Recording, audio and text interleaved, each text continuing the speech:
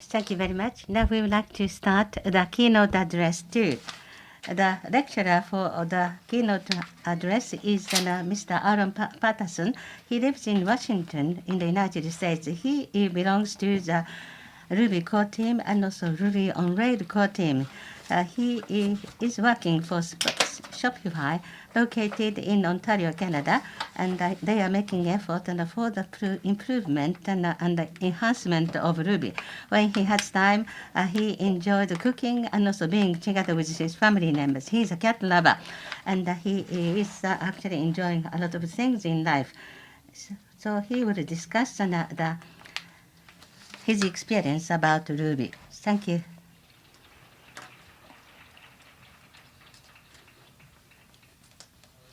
Good morning, everybody. Last night, before going to bed, I charged my computer. I did. That's okay then.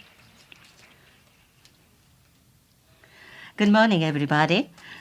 So I would like to start my discussion. You might be surprised to hear that Japanese language is not my mother tongue. It's not. But I would like to start my presentation in Japanese. And I was wondering what would be the best greeting. So when I was writing this text, I did a Google search. So as a result of that search, whether the presentation is successful or not is determined within the first 30 seconds. So 30 seconds have passed. So this advice worked or not, and I wonder how I am getting along. So today, I would like to talk about Ruby development work in Shopify. My name is Aaron Patterson, but please call me Aaron. I work in Shopify, which is located and headquartered in Canada, and I work in Seattle, and my home is in Seattle too. You might have heard about it, but Shopify is actually online e-commerce platform company. I belong to Ruby Infra team, and I am a senior staff engineer. In my team, efforts are made for the development of Ruby, which is our main assignment. It means that the client of our team are actually the development engineers and in other departments inside Shopify. Thank you very much for inviting me to this stage. I am very, very honored to be here. It is after 3-year interval to be here in Japan, and since my last visit in Matsuye, 8 years have passed. In the meantime, I made some effort in the Japanese proficiency, and I hope that my Japanese is better now. Thank you.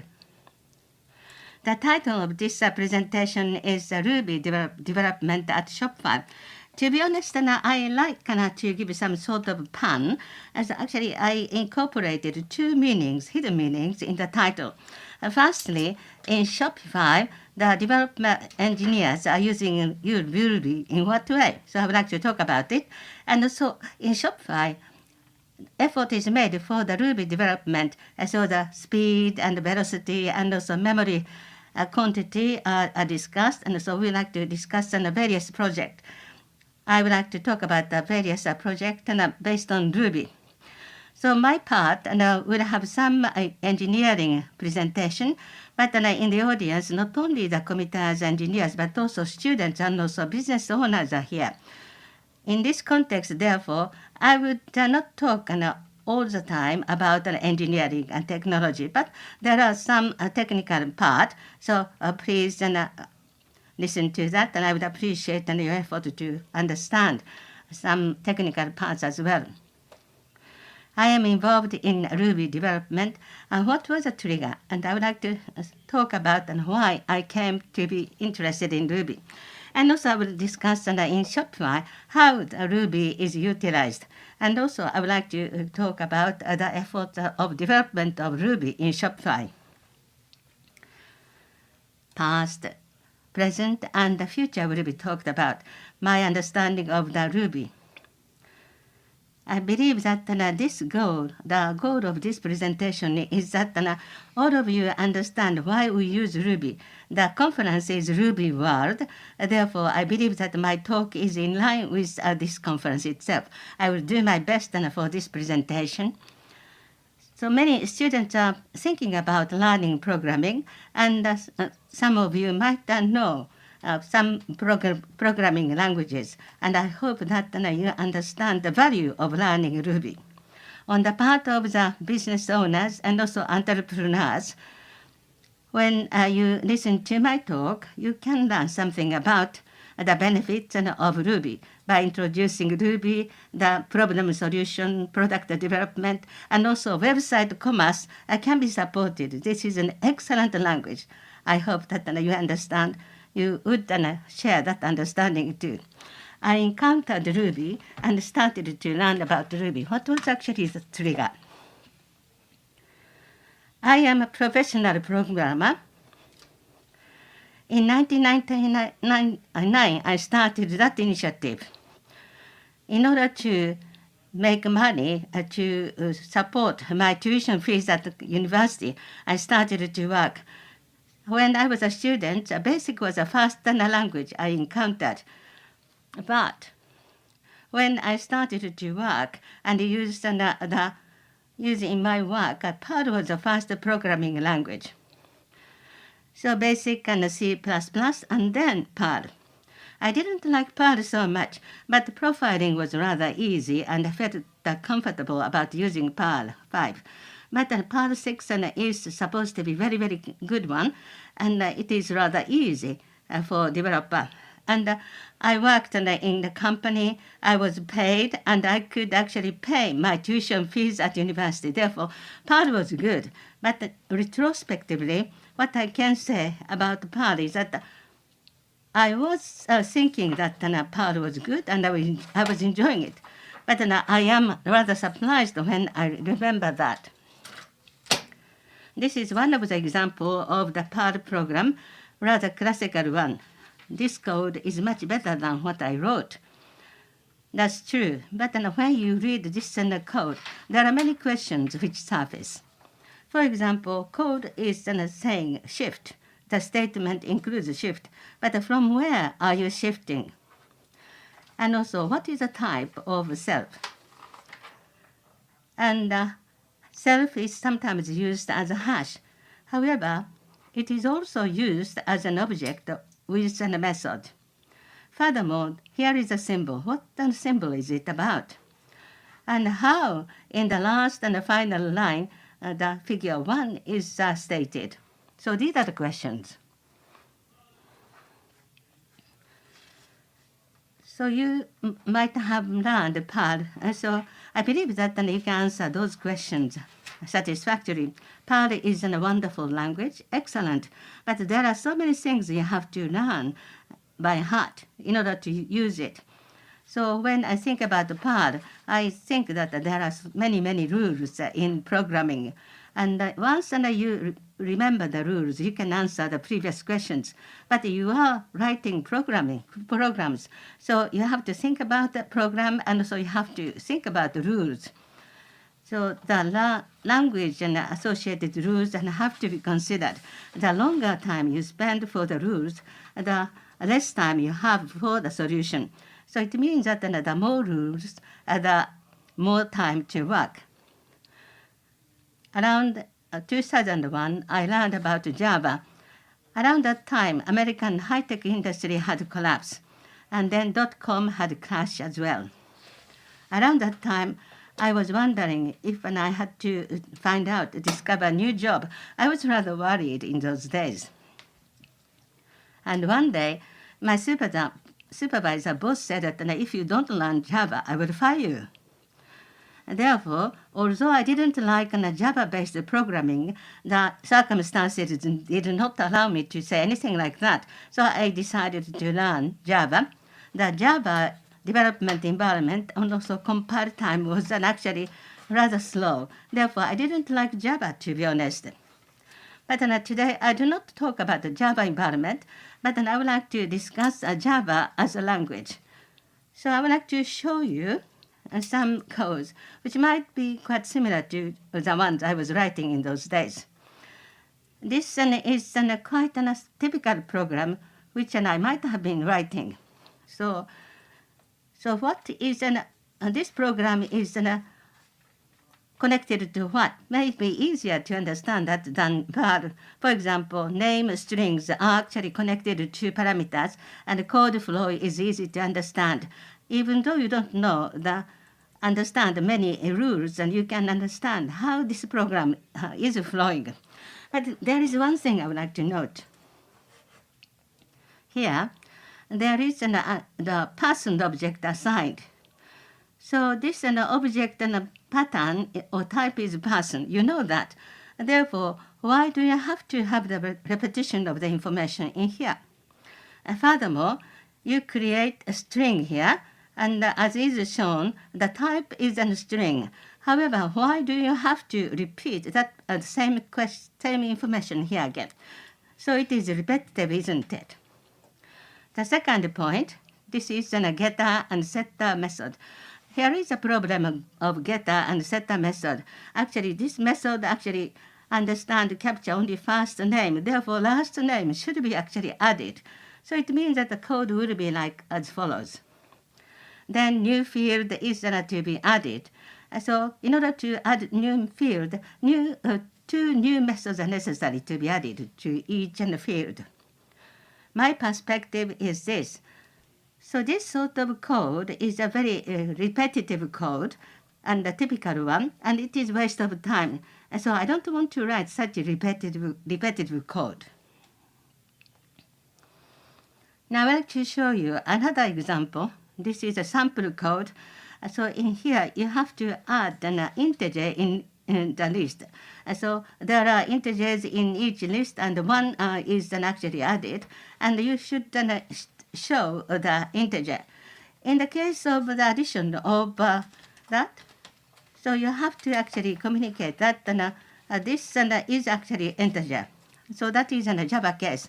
But by looking at the 0, this is an integer, so why do you have to repeat it again? So that is a question too. So this is a repetitive sequence arrays where you have got the repetitive processing. You have used the integer already. However, you have to write it again. This is the integer. And this is perhaps a rather extreme case.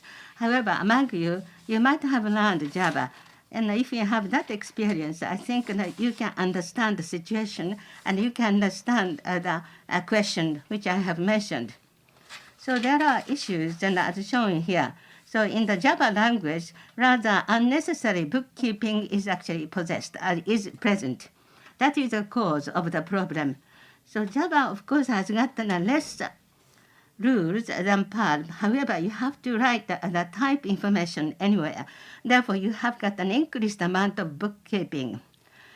It was 2004 when I discovered Ruby, but I did not discover Ruby, to be honest. And one of my colleagues actually participated in a conference called No Flags, Just Stuff.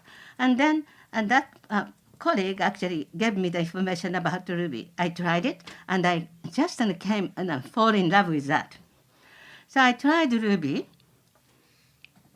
and I learned as much as possible after my working hours. In those days, however, there was hardly any article about Ruby in English and on the internet. So most of them are written in Japanese. So I decided to learn Japanese. But Ruby was much, much easier to learn than the Japanese language. But learning Japanese language was not a waste at all. I couldn't see that later. Around that time, many core team members of the Ruby were living in Japan, and they were communicating in Japanese. Therefore, thanks to my knowledge about Japanese, I could communicate with them in Japanese. So that was a very big benefit.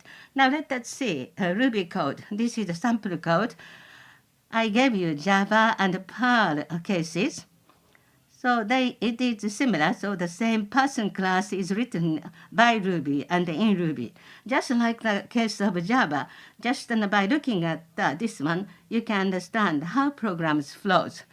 What you should remember by heart is limited. So there aren't so many rules. So in the case of Perl, you don't have to pay the tax, which is actually the writing pattern. This is a very small case, but I tried it and I immediately fell in love with Ruby. So why did I learn Ruby? The reason for me starting to learn about Ruby is the language rule, which was very simple. I don't like to memorize so many rules, so the simple Ruby actually attracted me, and I loved it. And in Ruby, there is no repetitive boilerplate code. So it means that no bookkeeping work is necessary in Ruby. Ruby doesn't need it. So that cumbersome work is eliminated in Ruby. Thanks to that, I don't have to think about the programming rules.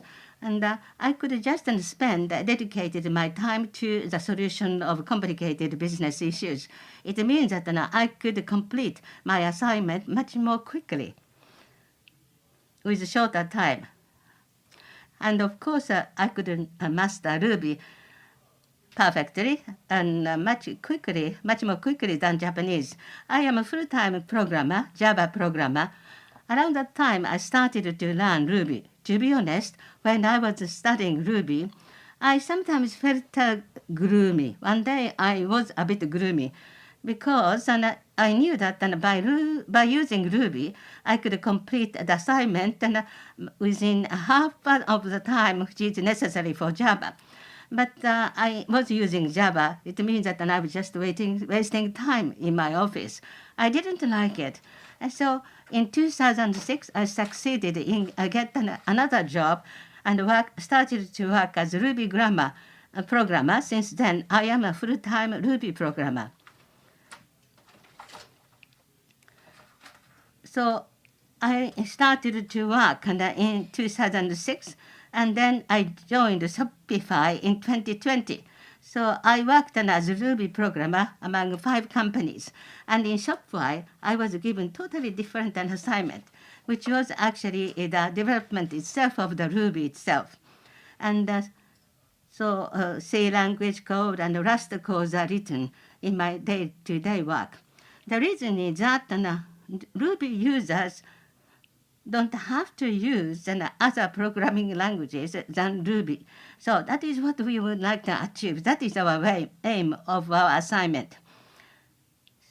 So what I want to say is that the Ruby programming has got quite good benefits and also features.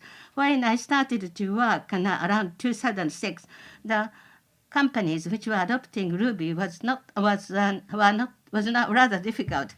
So some time ago, around 2007, America RubyConf was actually organized. Conference organizer and on that opportunity said that if you write Ruby to get money, please raise your hand. And when that question was made, not so many people raised their hand.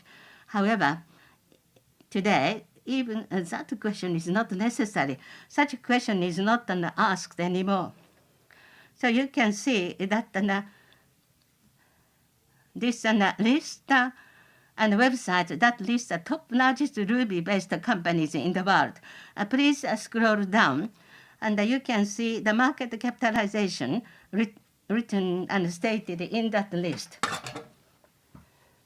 As you see, Shopify is one of them. You can see the Shopify included in the list.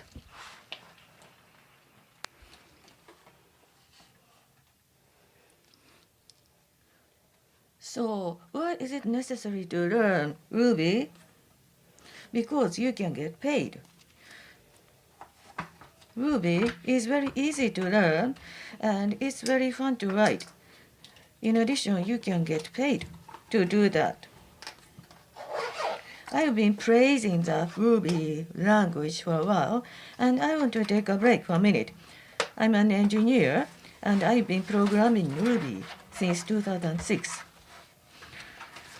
What I want to share now is my favorite Ruby program I've ever written. This talk is going to be a little bit technical, but I will do my best to explain it in plain language. At work, I'm on a team that is developing YJET. YJET is a JIT computer for Ruby. This JIT compiler is written in the Rust language. YJET is really cool technology. My favorite part about YJET is that it makes Ruby faster. Ruby program doesn't have to be converted and it becomes faster. But honestly, I don't want to write in Rust. I just want to use Ruby, so I decided to try writing a JIT compiler in Ruby. So I wrote a JIT compiler called TenderJIT. TenderJIT is written in pure Ruby only. Unfortunately, it only works on x86-64 computers. I got a new computer recently, and I just tried, and this computer uses an ARM processor. So my JIT compiler won't work.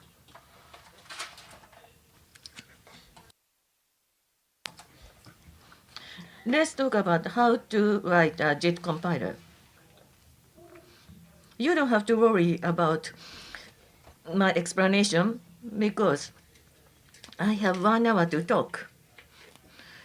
We are not going to develop an entire GT compiler in a set time.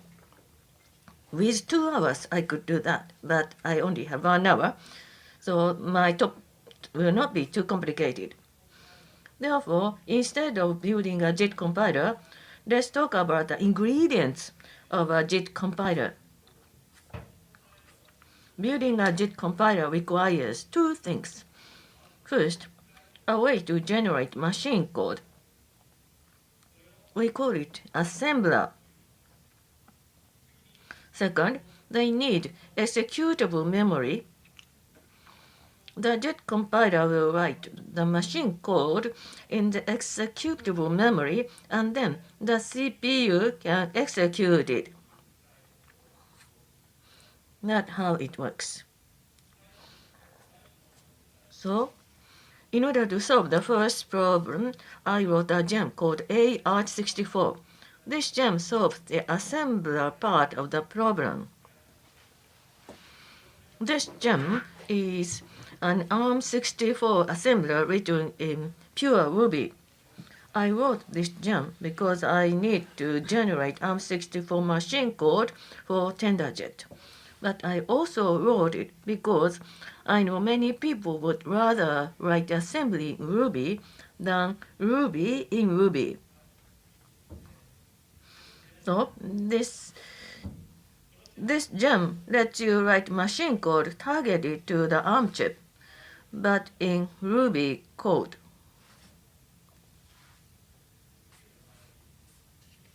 Before we continue, I want to clarify something.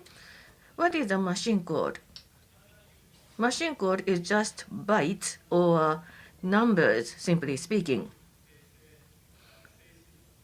The machine gives the numbers meaning, but to us humans, machine code is just numbers. An assembler arranges the numbers in a way the computer can understand. The gem I wrote helps us to arrange those numbers by using Ruby only.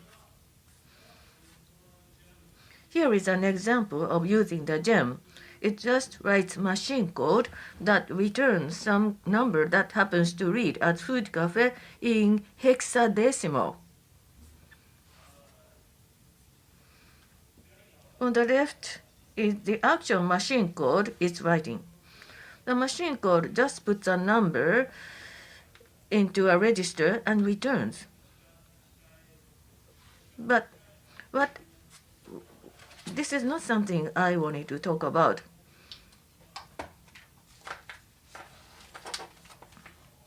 What we really want to talk about is the supporting code behind.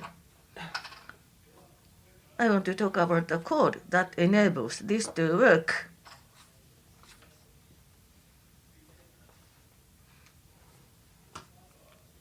I want to talk about this line that said JIT_buffer.new. This JIT_buffer object provides us with executable memory. It solves the second part of the JIT compiler problem.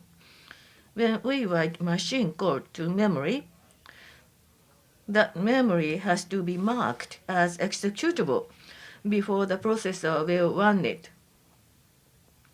I wanted to provide a generic interface for dealing with executable memory, so I made this gem. This gem works on any operating system as long as the operating system is Linux or Mac OS. It can also be used on any platform. So it works on x86 processors or ARM processors. In order to use this, first we make a new buffer with some bytes to the buffer, then tell the buffer to execute. But there is a problem for me. I want to write a test for this code.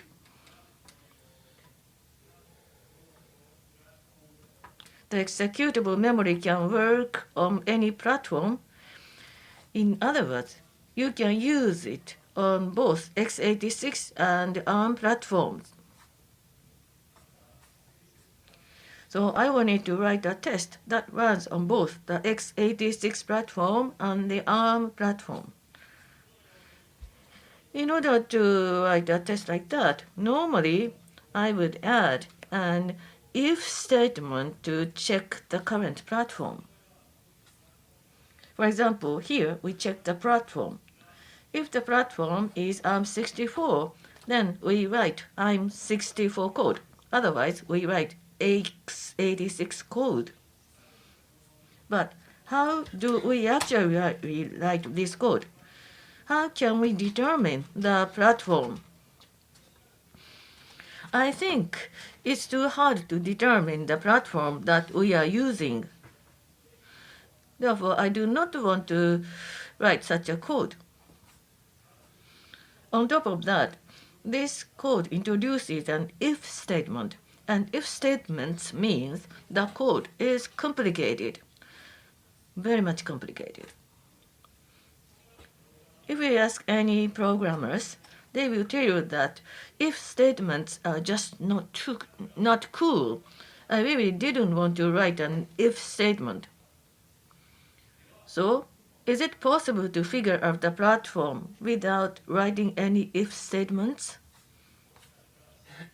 Maybe there's a way we could ask the CPU itself. As we discussed earlier, machine code is just bytes. So I started to think as follows. For example, is there a sequence of bytes or numbers that will execute both on an x86 machine as well as an ARM machine? The answer is yes. There is a sequence of bytes that will work on x86 as well as ARM. So I want to explain in detail one of my best ideas ever. This is our very cool machine code that is written for x86. I think most people are not familiar with machine code. I will explain this very slowly. The first thing it does is put the value 0x2b in the racks register, then return from the function, then jump to the foo label. Jumping to the foo label doesn't make sense because we should return before reaching the jump instruction. After we pass this code to assembler, the assembler will just turn it into a sequence of bytes.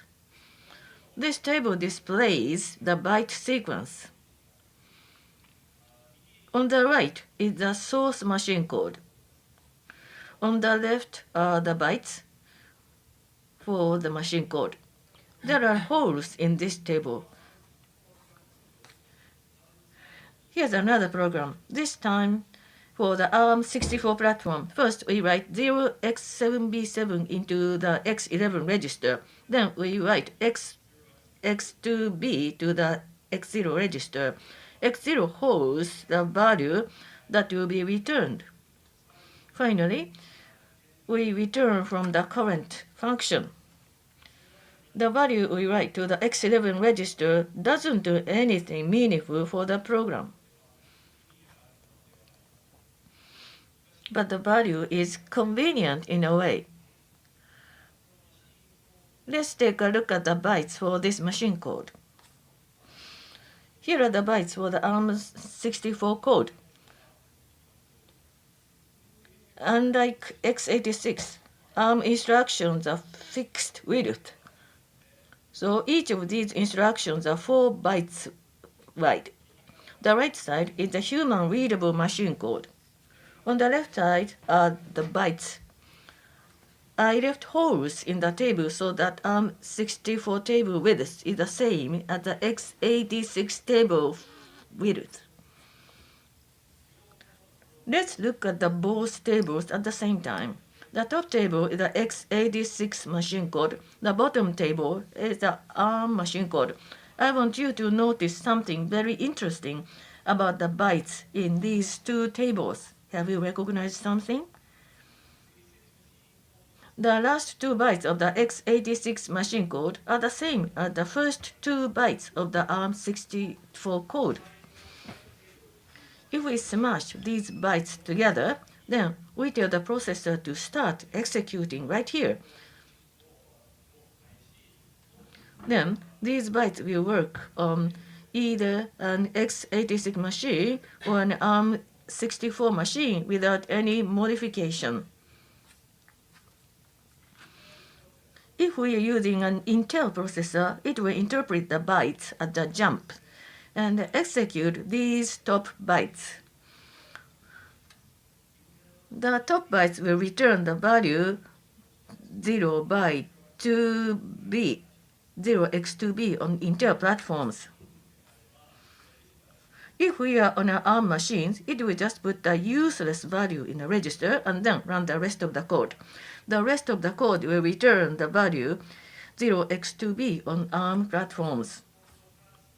Both code paths return the value 0x2b. The bytes are interpreted differently depending on the platform. But it doesn't matter which platform we use, the code will return the same value. Let's return back to the JIT buffer test, which is the thing we wanted to write anyway. First, we write the magic bytes that we created in the previous slide. When we execute this, we tell it to start at offset 8. If we do this, it always returns 0x2b or x2b regardless of whether we are on x86 or ARM. This test is cross-platform. There are absolutely no if statements. No if statements means that this code is not complicated at all. It's so simple. So this is my favorite Ruby program that I have ever written. I don't know if this counts as the Ruby program. Probably we can ask Matt about it. Earlier I asked when learn Ruby. I gave a bunch of practical answers to these questions. But there's one answer that I didn't say. Because Ruby is fun. Since I don't have to think about language rules or bookkeeping, I'm able to be creative. I can use Ruby as a way to write creative programs. Some people like to paint, some people like to write. I like to code. Maybe the program I wrote isn't what you would think of as fun, but Ruby gives you the freedom to express how you are thinking. You can use that freedom for problem solving or just for having fun. So, I want to move on to talking about Ruby at large scale. We've spoken about my history with Ruby. Now, I'd like to move on to the present day. I work at Shopify, and we have one of the biggest Ruby applications on the internet. When I say large-scale Ruby, I don't just mean lots of internet traffic. I also mean lots of code and lots of developers. According to Wikipedia, we have over 10,000 employees. But I don't know how many engineers we have exactly. But I know we have thousands of engineers. Nearly all of our code is written in Ruby. Our main release application is called Shopify Core. It powers most of our online stores, and it's where most of engineers focus their time. I gathered some statistics about our code base for this presentation, and I want to share it here. This is a chart of the number of lines of code in our application. Shopify Core has over 1.7 million lines of application code. There are over 3 million lines of test code. This application totals more than 5 million lines of code. 5 million lines of Ruby code. That's a great number. Shopify Core is our biggest application. But we have lots of different applications, all of them written in Ruby. So there is even more Ruby code at Shopify. We have over 5 million lines of code and thousands of developers. How can we manage to get anything done? One solution is to have a good build infrastructure, which is something we have already. It is easy to run tests, so teams can verify changes they made, whatever the language is. So if you have a good build infrastructure, changes are easy. I want to talk about the Ruby language itself. When you have 1,000 of developers trying to modify millions of lines of code, of course, testing is extremely important. However, there is another problem. If there are so many people and so many lines of code, then the probability of changing familiar code is low. We want to make sure that developers can get familiar with the code quickly so that they can make necessary changes. We have many internet tools for solving this problem, but I want to highlight two tools we use. The first I want to highlight is Solvit. Solvit is a static type checker for Ruby. We use Solvit to add type information to our system. This is a very simple example from the Solbit documentation. Solbit provides a SIG module and a SIG method. Inside the SIG method, we can specify the types associated with the method. In this case, the method takes an integer and returns a string. With these signatures, developers can easily see what kind of an object to give to a function, what the function will return. They can use the function without reading the source code for the function itself. Now, you may have noticed something about this code example. This sounds a lot like the bookkeeping I was talking about before. But the difference is that this bookkeeping is optional. You are not required to do it. About 60% of the methods in Shopify core have type signatures. So not everything in our code base has Solbit types. However, the more you add, the more benefits you will see. We regularly survey developers at Shopify to ask them about Solbit.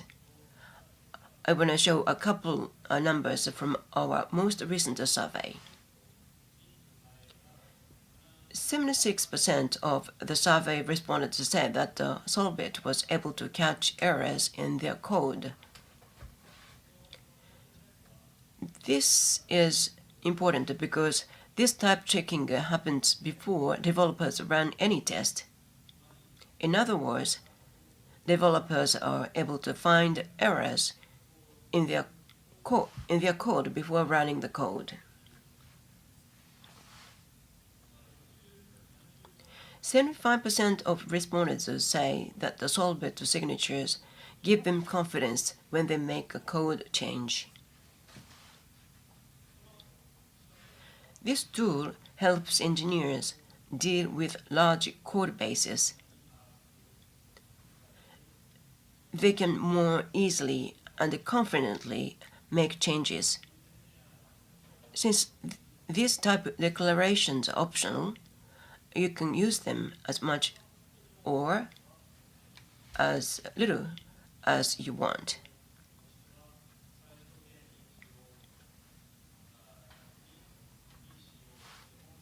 You can add more when you want, and they can grow along with your application.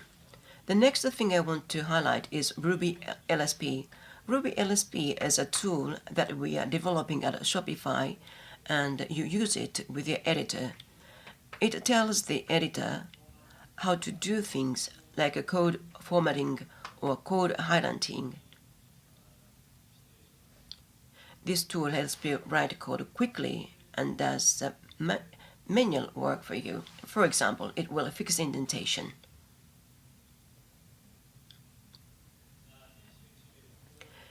It can show documentation for the code that you're working with. It even offers code completion.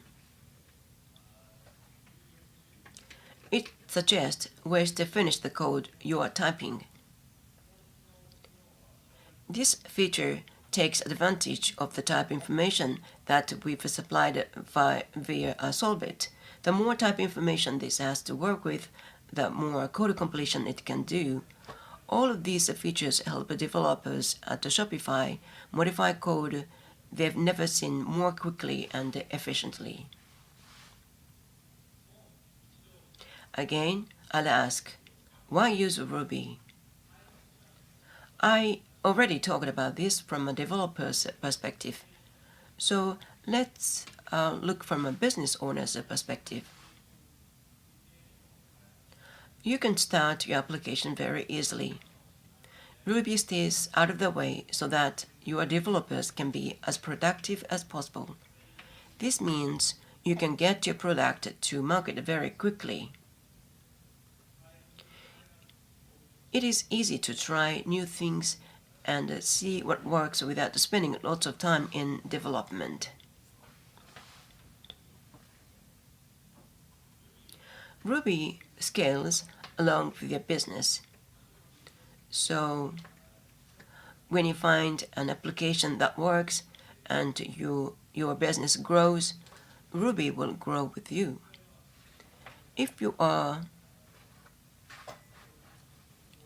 a small company that want to get the product to market quickly, Ruby has the tools for you. When a company grows to thousands of people and thousands of developers,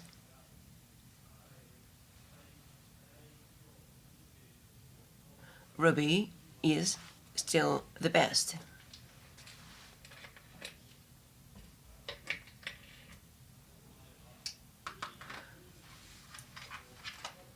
We've talked about my past with Ruby as well as my present day with Ruby. I try to tie those experiences with reasons you should learn Ruby and use Ruby. Now, I'd like to talk a little bit about Ruby's future.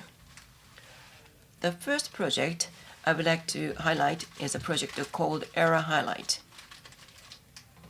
Please don't be surprised, but this project is used to highlight errors in your application. This tool makes artwork to show you where the error is. The goal of this project is to help programmers identify where there are problems in their code. Earlier this year, Mame added error highlight integration to Rails. Now, when there is an error highlight will show you the place in your code where the error happened.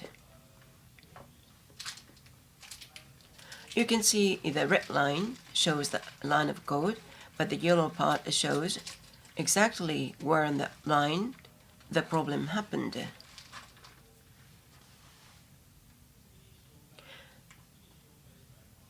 The next library I want to show off is a library called Syntax Suggest.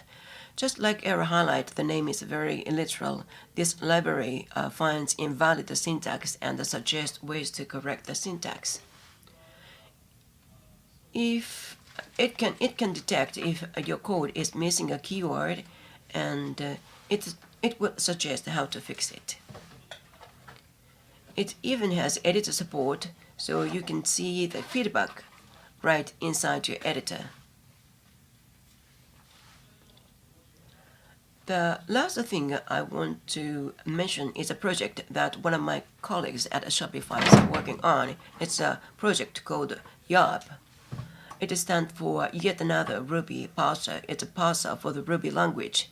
The idea is to make a Ruby parser that is tolerant of errors. In other words, when it detects an error, it will try to continue parsing and give feedback on how to fix the code. With this project, Ruby will be able to give developers more detailed feedback about how to fix their code.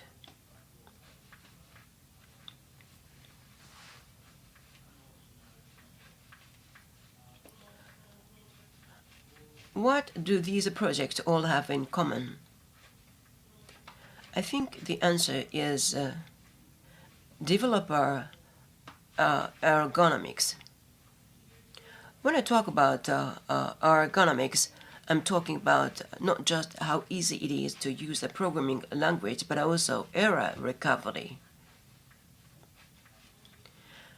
I think there is revolution happening in the programming language community today, and it's revolving around ergonomics. Developers are making more and more demands over programming languages today. They want something that's fast. They want something that is easy to use. And they want something that will help them to get the job done. That language is Ruby. Well, it was a very honor to speak here, and thank you very much for the invitation. Thank you.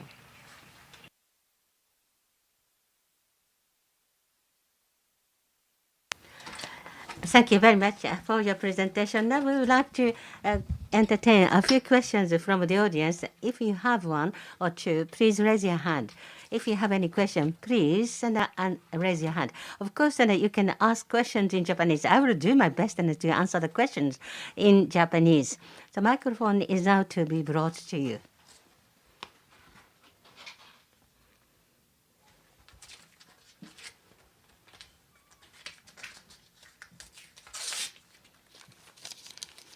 My name is Imaizumi. Thank you very much for that excellent one.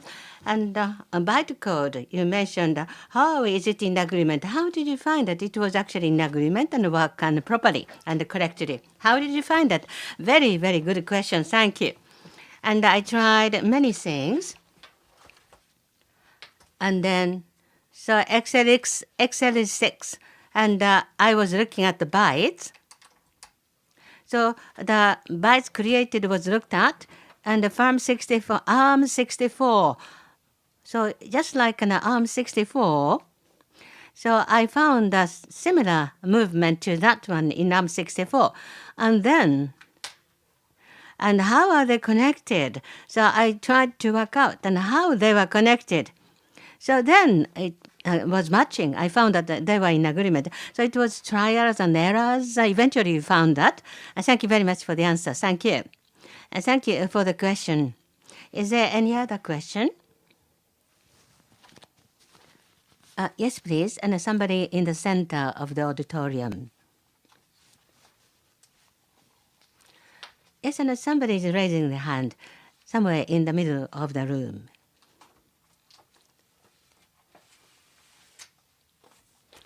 Thank you for your excellent presentation. My name is Fuga.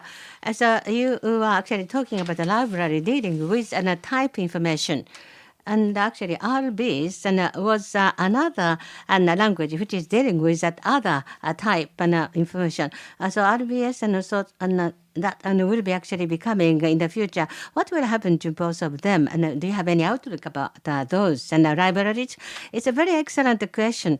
Thank you. Actually, to be honest, I do not write type information. I don't. However, in the company, most of the people in my company love it.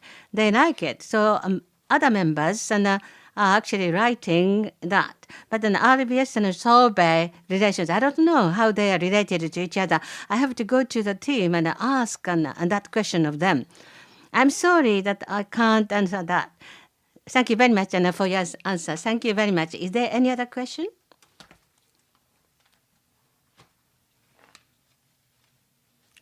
Yes, I see someone raising his hand in the back of the room.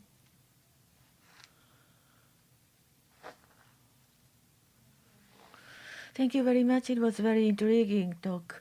And my name is Taiko. Talking about if statement, it isn't cool that what you said. But I frequently use if statements.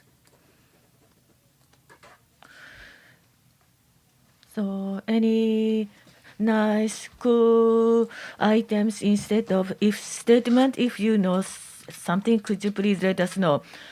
I'm very sorry, it was a joke. If statement isn't cool, that was my joke. Sorry about that. I think if I do not really mean to say if statement is not cool. Okay, I will keep using if statement. Yes, please do. Thank you very much. Thank you. Do you have any other questions? I wonder if there is any other question. So if you have some other questions maybe later coming up in your mind, could you please communicate with Aaron-san, and you can exchange name cards, business cards, and have a talk. So Aaron-san, Ruby was actually the trigger point and for you to decide to learn Japanese language. Your presentation was wonderful, excellent, and we had a lot of fun because your jokes were excellent too. Thank you very much. Thank you. Thank you. So we have listened to Aaron Patterson's presentation. So now we will move on to the Ruby sponsorship session. But before moving on to that, we would like to have a short break. Ruby sponsor session will be starting at 11. Therefore, could you please use this time for walking around, stroll around.